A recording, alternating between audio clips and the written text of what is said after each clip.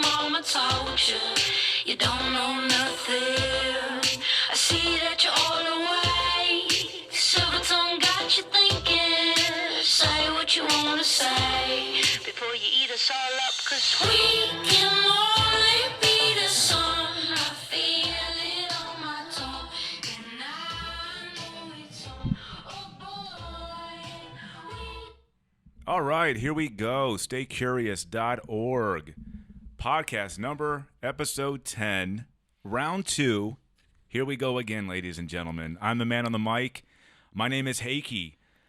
I am going to be the host of this show for the foreseeable future, unless any of you listeners out here want to relocate to the lovely city of Cleveland, Ohio, and help me do this.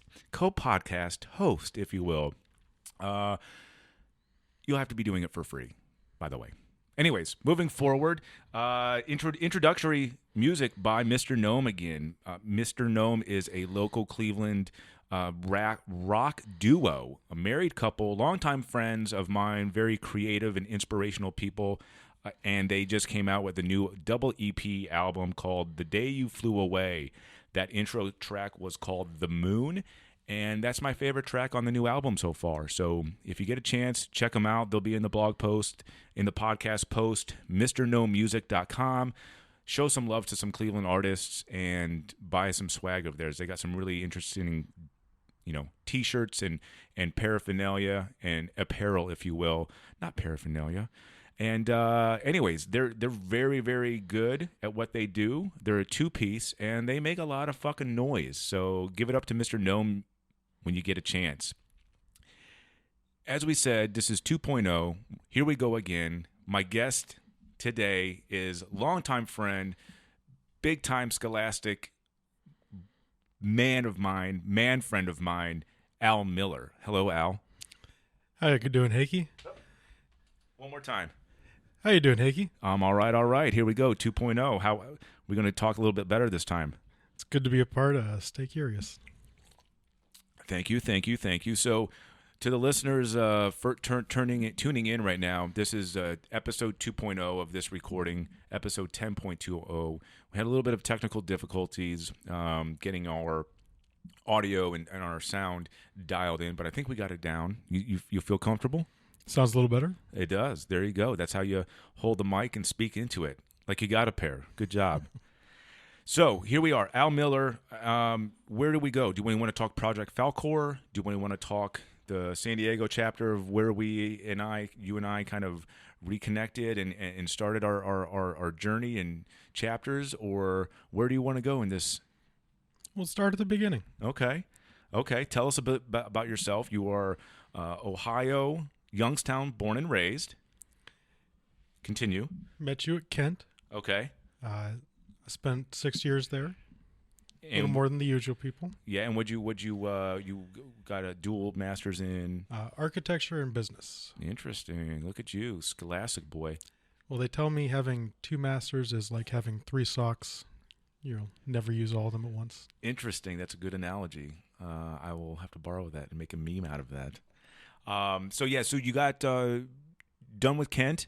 You graduated, I think we graduated around the same time, or I was a year before you or after you, but nonetheless, I was in Houston at the time while you moved into San Diego, correct? Was that simultaneously we kind of like departed Ohio around the same time? Exactly. Okay. And tell the listener here, what brought you to San Diego? Well, that was the weather. San Diego and Youngstown have the opposite days of sun per year. It's 52 days of sun in San Diego and Youngstown, 52 days of clouds in San Diego. Uh-huh. And that was real easy math for me. So I chose to live in better weather. Of course. And then what were you doing out there? Building skyscrapers. Okay. Some affordable housing. Made my heart feel good. Okay. So you had that philanthropy component of kind of building huge buildings. I think it was a Hilton Convention Center that you were part of, right? I got to do a little bit on that. Yeah, you were. Your firm was on the Hilton Convention Center. What was that hotel? Hotel Indigo. Interesting. And who did that? Do you remember? Like I know it was JWDA was the designer or the architect, but what hotel group was it? Intercontinental. Okay. Okay. Do you miss it? A little bit sometimes. I like doing architecture for myself. Yeah. I don't want to sit in front of a computer for 60 hours a week for someone else. I'll do it for myself. Of course. That's different. Of course.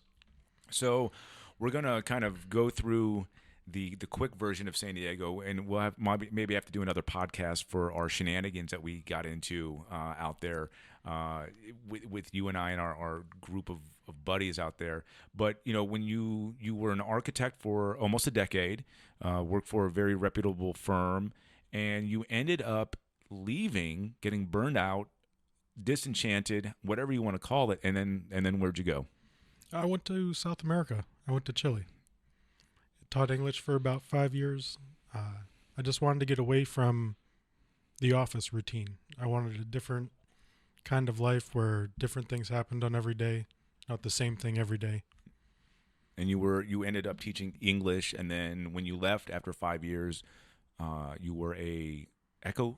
What was it again? The title? It was ecotourism. Was the school that I was teaching in. I was teaching English for it. Okay. But through that, I rediscovered how much I wanted to be a part of the ocean, have that be a part of my life. Moving to San Diego, that was a big part of it too, having the Pacific right there. So you found you kind of uncovered another layer to one of your passions of being by the water, on the water. Exactly. Interesting. And so this is the main point, the main kind of nugget of this podcast is, we all have a history, going to college, living somewhere, moving somewhere, and it's great storytelling. But Project Falkor is where you are right now and focusing on a lot of your energy. Tell us, what the fuck is Project Falkor? Because your website isn't up and running yet, but tell us what it is, because I'm excited for this. I decided that I wanted to live a simpler life, more connected to nature, more connected to the ocean. So I bought a classic boat, 1977, built for blue water, so it's built to go anywhere. I love traveling, but I hate flying right now. They've taken all the fun out of it over the last 20 years. And I want to be able to travel with my house. Everywhere I go, I want to be at home. Actually live the lifestyle there rather than just be a tourist. And living on the boat gives me an opportunity to be a part of the communities that I go to. I want to work there, teach scuba diving, save up money, do a season sailing, and then do the same thing again. So Project Falkor is your boat. It's your vessel. Well, it's not just the vessel. It's I want a revolving door of crew. I want to share this with people. I want people to be able to take time off of their lives who can take a month and come sailing, see what their life's about, and then go back. Just share that with different friends, different people who want to experience it. Mm-hmm.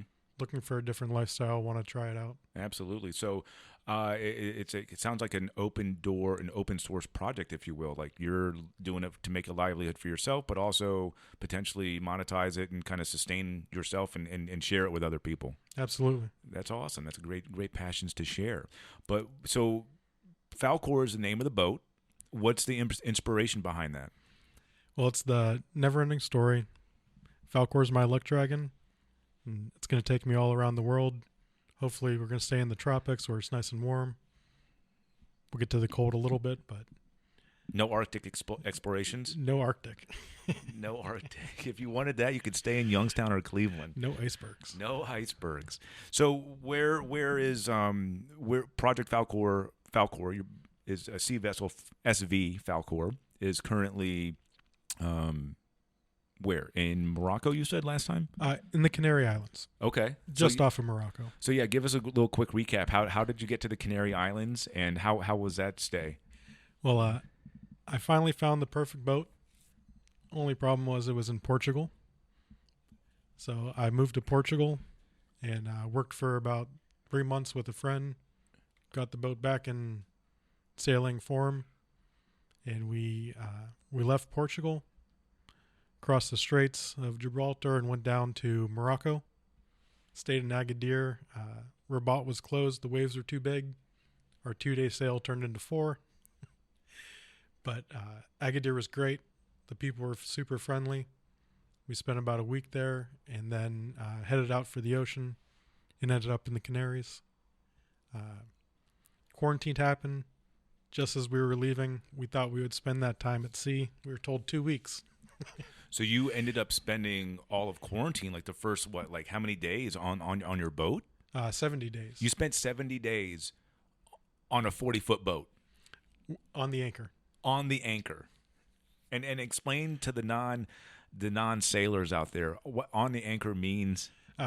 We had the anchor on the seafloor. We were in a cove, and we sat there, whether the waves are big or not. We didn't move for 70 days. You didn't move for 70 days. Well, we went around the cove a little bit, but we never left the area. So how I mean, I got tons of questions for you now. But going back to 70 days on the anchor, I mean, did you go on that 70 days that you were on your boat? Did you get on land at all? How many days did you make it to land? How did you get supplies? I mean, how the hell do you get quarantined on a boat and make it? Well, about a month in, the Spanish government came up with permission for us to go into the port, and we could buy groceries and then go back to the boat. But that was it until I was the first boat that came out of the water. So we got lucky being 70 days. Interesting. So you spent 70 days on the anchor, and then you kind of get the permission. The government kind of gives you permission to dock your boat or put it on land, store it, if you will, and that puts you back in the States. When was that? Like in June? Yes. Yeah, June. Okay, and so what's the status now with Project Falkor? Where are you right now? I know you've been working on your website a little bit, and you're kind of trying to get your dual, is it dual citizenship or? Yeah, trying to get dual citizenship with Italy. Okay. Having an EU passport would be huge. And do you have to relinquish your U.S. passport? No. So you can have both. I'll always be an American. Okay. So tell us. So give us a run through. Kind of give us an update of where you're at right now. What does 2021 have for you and Project Falkor? Well, right now, it's not just the international traveling, but also the supply chains are really thin, and getting all the materials and the parts that we need to get the boat ready would be difficult. Hopefully this summer, international travel's open, and we can get the parts for the boat. And then in the fall, 2021, we would head out to cross. And when you talk about the supply chains, my understanding is that where you are in the Canary Islands, or just where you are, where your boat is, you kind of are limited with, kind of the equipment that you need to do the repairs. Does Amazon not deliver? Amazon does deliver to Spain, but there's a lot of tariffs with that. Okay. And getting to the islands it's not the 2-day prime shipping. Yeah. But one island over from where we are is where the big group of boats leaves from to cross the ocean. So there's plenty of stores there. It's just that the stores don't have anything. Got it. And that's happening here in the U.S. too. Is that due to the pandemic, or is that just due to the online, kind of e-commerce boom and it costs a lot of money to store all that stuff on shelves? These stores were full before the pandemic. The only time that you find them empty is right after the race leaves, when everybody's picked through them. But the week after that, they're full again. Interesting. So you go back this summer. You're going to go back to get the boat into the water at the end of summertime, spend a few months getting it back into shape, and then you are hoping to make the transatlantic, sail across the Atlantic Ocean in Falkor in December? Early December. Holy shit. I'd like to do Christmas in the Caribbean. You're crazy. You're crazy. My mother has told me this. She looks at you and she's like, what the hell is Al thinking? And that's been... She's a good judge of character. Yes. Bill Burwell, Lieutenant Bill Burwell, Coast Guard pilot, he's asking, what the hell are you doing? And he's been doing that shit forever. Oh, Bill would hop on. Well, yeah, Bill would do a lot of things. But so you make it you make the journey. Like, do you have you plotted the journey out? Like, I mean, how much preparation and planning do you have to do for this transatlantic, crossing, if you will? Lots, but most of it happens with the weather forecasting and everything. I know where we're going, but you have to recheck everything with the weather at the last minute. So we have a sail plan, but we don't know when exactly we're leaving until the time comes. Okay, it's kind of like just a ballpark. You're ballparking it. Yep. Now, how big of the impact does the weather play on your planning? I mean, Huge. Huge. And does the weather change that quickly? I would assume. I mean, you're dealing on the ocean. Like, there's no way that you're going to get like a news update saying severe weather, in 24 hours. I would imagine you've seen the weather turn pretty quickly. Well, they actually do that. Oh, wow. They do send out weather updates on a nav text. But we'll plan to leave at a good time, and we'll plan for that week. But after that, we don't know where we'll be anyway. And at that point, you're just looking for luck and doing the best you can. Wow. And so you're going to make your way across the Atlantic. That, like, I love how we're saying that, like, as if it's just like crossing the fucking bridge right here. Like, just going to stroll across the Atlantic in a 40-foot boat. Just a pond. Just a pond. Just a tiny little drop of water. So you're going to be making this transatlantic sail. Is that the right word? Yep. Sailing across the Atlantic. You're going to be here. I think what you said earlier. You want to be back north of North Carolina by May of next year of 2022. That's it. And then, I mean, do you have plans to kind of get back to San Diego? Do you want to come back into Cleveland? I mean, like you said, you have a mobile home, if you will, but it's a boat. What other kind of like long-term plans in the next year or two where do you want to go? Where do you want to see? Well, I'd love to get to Cleveland with it.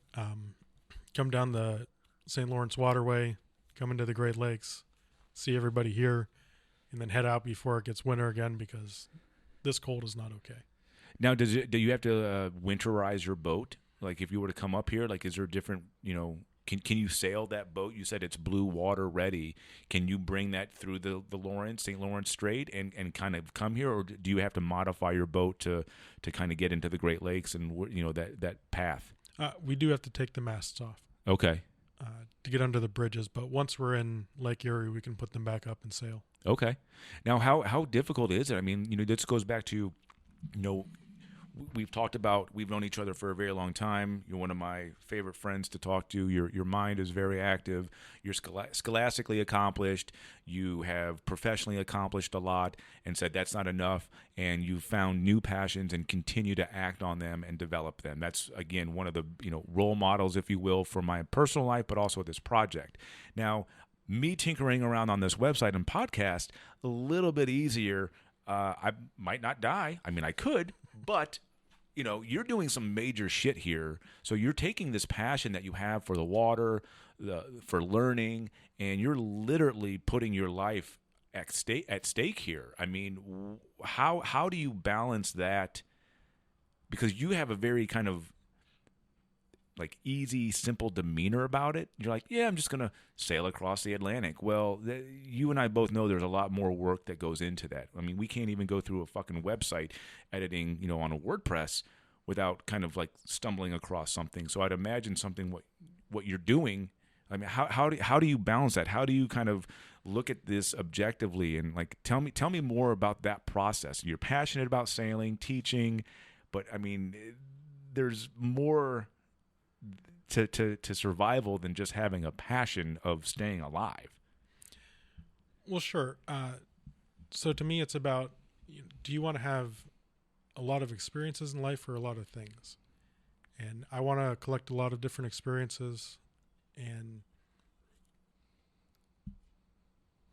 this way of doing that comes with some risk, but they all do. Yeah, you're right. Flying across the ocean isn't 100% safe. So Staying in your home isn't 100% safe. So I've decided that these experiences are worth the risk. Yeah. So just again, you got to speak. Make sure you're getting a little bit closer. But so it sounds like you literally. I mean, this goes up, shares up. We talked about this last time about the podcast about like finding your passion. You found a passion, but you're smart enough to know that just finding a passion, having a passion for the water or sailing isn't enough. You have to act on it, and more importantly, develop that passion. I mean, because this is legitimately meaning like you have to survive. Like that's where this development of the passion, it's not just the passion that you have for the water is going to do the lion's share of keeping you alive. You have to legitimately, you're learning maritime law, learning how to operate a boat, learning how to cook and survive, like, I mean, just water, for example. I mean, how do you get enough water on your boat? Well, we have 1,000 liters of tankage. How long does 1,000 liters typically last on normal consumption? About 2 weeks, 3 weeks. 2 weeks. Yeah. That is. We also have a lot of jugs of water that we go through first. But if we're not if we're washing dishes in salt water, washing clothes in salt water, it's about 2 to 3 weeks. Okay. So we'll have a week extra by the time that we put all the jugs of water on. Interesting. Now, is it, where you are right now with Project Falkor, what is your, I guess, give me one or two goals for the end of the year between your website and kind of everything that's on the table. Obviously, there's a lot that you cannot control, but like what are your like top two goals to get done this year in 2021? Well, number one is to return to living on the boat full time, no matter where it is. And number two is to get it into U.S. waters. Those are the two. On the boat, U.S. waters. By this year, that's the goal. Very good. What do your parents think about this? They're as supportive as they can be. Yeah. They're parents, so I'm sure they're scared and happy at the same time. But they're as supportive as they can be. I bet they are. As any parents can be. As any parents can be, yeah. What about your sister? Same. Yeah? Has anybody kind of just called you out, besides Mama T, like just called you out just straight nuts? I mean, lots. Yeah? Lots. Who? I went to a high school reunion 2 days before I left for Portugal. Okay. And I have a friend from high school who thought that the only reason why he was there was to walk up to people and say, "Hey, has Al told you what he's up to?" Kind of. Who was that? GB? Anwar. Anwar, yeah. He would be doing that. You need to get his ass on the boat. How do you think he would do? Good for a day. He would be. He wants to see you docked into Cleveland in the flats. That's right. Tied up to shooters. That's funny. So, oh shit. With this, is your intention, with this passion on the boat and like that you have? I mean, do you see this being like just what you want to do for the remainder? Like, is this a 5-year plan, or do you see yourself wanting to just like, hey, I live on a boat, and you talk about teaching scuba diving lessons, you talk about, all these other ways to, make a living. I mean, is this it, or is this kind of like a short-term chapter that you are going to like, piggyback and parlay into something else? I'd like to do it until I can't do it anymore. I don't think it's something you can do when you're extremely old, but there's sailors out there by themselves right now in their 70s, in their 80s. Still doing it. That's the goal. Well, I tell you, when you get back here, I'd like to hop on. I have no problems doing it. I just can't get over that 2-week journey across the Atlantic. I don't know if I'm man enough. I don't know. I don't know if I'm like ready for that yet. I mean, we have some time. Maybe I'll if this podcast bottoms out, maybe I'll start just watching YouTube videos. I'll get you when it's time for the Pacific. Yeah. That would be cool. Or when you go back to San Diego. The boat life does appeal to me. I just don't know. Like, I don't know. I keep thinking about like retrofitting a van, or like getting like a Tacoma and like doing like some sort of camping thing this year. Kind of just getting rid of all, here and just doing the van life for the year. I mean, that's really something I've read about. I've looked at a lot about it, kind of looked at the cost, and it's like I could do it. It could be fun, and kind of doing it like the land version of what you're doing. But yeah, it's up there. I mean, it takes a lot of work though. I mean, it's none of this stuff that you see working for yourself, doing all these passion projects. They're not easy, are they? They're not. They say it's not all sunshine and rainbows. No sunshine and lollipops here. Other than that, Al, what else you got? I mean, we coming up on 25 minutes here, and what else you want to talk about before we vamonos and see how this recording went? Nothing. I just want to say thanks for the opportunity to be a part of Stay Curious. It's good to finally get on one of these. Yeah, we've been talking about it for a while. You gonna come back on? Absolutely. We got to get the ways to find ways to do it remotely with the Zoom calls, or right now it's just audio. I don't want to deal with videos. This is the part that I'm learning with this podcast, is that the audio is a lot easier to manage. When you do a video, you got to have production. You got to have something that looks visually appealing versus just, this kind of rudimentary setup that we have. Even though this is a great view, having a fixed camera, this comes back, the podcast is being recorded in in a WAV file. Then I got to transfer to MP3. If I put it on YouTube, it's an MP4. It's just too much work. So right now it's audio only. So apologies, ladies and gentlemen, for just if you're not a good listener. The idea of this podcast is to help you get better at active listening versus just staring at a screen and listening. So we might get to some video podcasting later, but for now it's going to stick to the audio. But Al, thank you for coming by. I appreciate it. Looking forward to seeing what happens next and reading your blog. Absolutely. Ladies Project Falkor. Project Falkor, yes. That's the simple little plug, www.projectfalkor, FALKOR.com. That's projectfalkor.com. And he also is available, Law Realm Studios on the Instagram. I think all your social media connects are up, right? They are. All right. Well, I'll put that in the blog here and on the podcast notes, show notes. And for people that want to drop by and say hi to him, do that. He has some very interesting photos and interesting content that he's trying to get out. So please check that out if you're looking for some inspiration to get on the open seas and whatnot. Other than that, that's a wrap. We are episode 10 done in the books, 10 2.0, if you will. The date is the 13th of January, so I think we're going to try to get this up today.